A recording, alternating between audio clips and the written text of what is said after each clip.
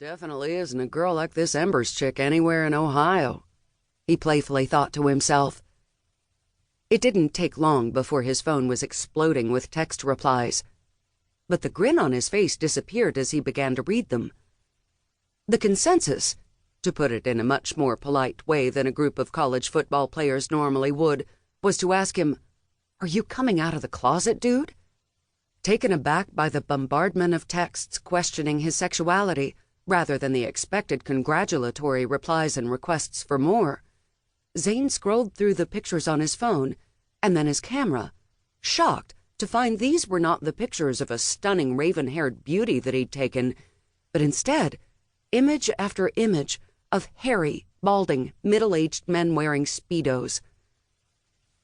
Confusion turned to horror as he went through dozens and then hundreds of pictures on his phone. From work, from parties, from spring break in Panama City Beach, in every picture without exception, all girls had been replaced by an assortment of increasingly repulsive men, some with their arms draped across Zane Holt's broad, well-muscled shoulders, just as the women he'd been partying with had been. Across the pool, the hint of a wicked smile crossed the lips of Callista Embers. 1. The thing that bothers me most about people is their insistence in beliefs. At the end of the day, what you believed in isn't what matters.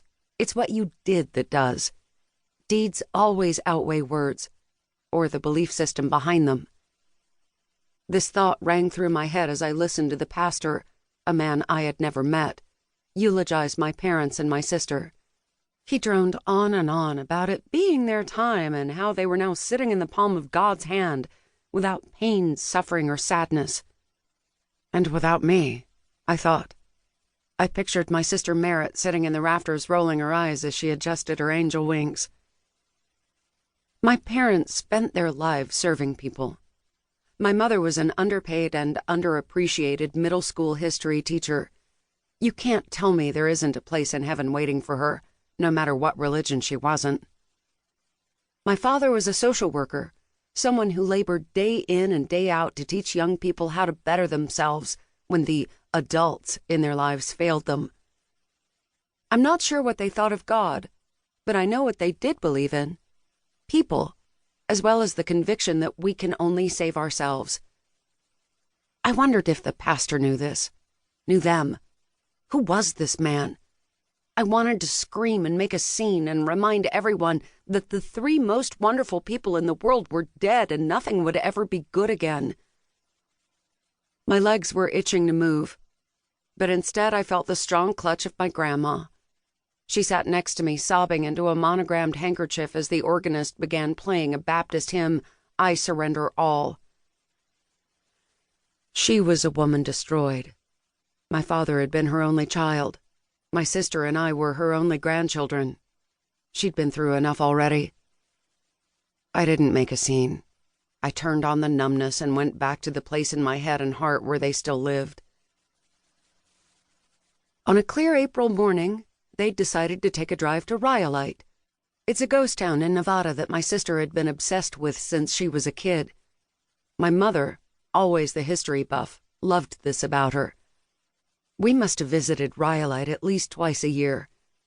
It was a deserted boom town that didn't boom for long and sat quaintly in the middle of a desert that millions of years ago had been the bottom of the ocean. What's left of it is mostly rubble. The one building that's mostly intact is made out of empty glass beer bottles. Wood was in short supply in the desert back in the day. Beer was not. In the right light, it was absolutely beautiful. Merritt and I used to pretend it was where we were going to retire one day.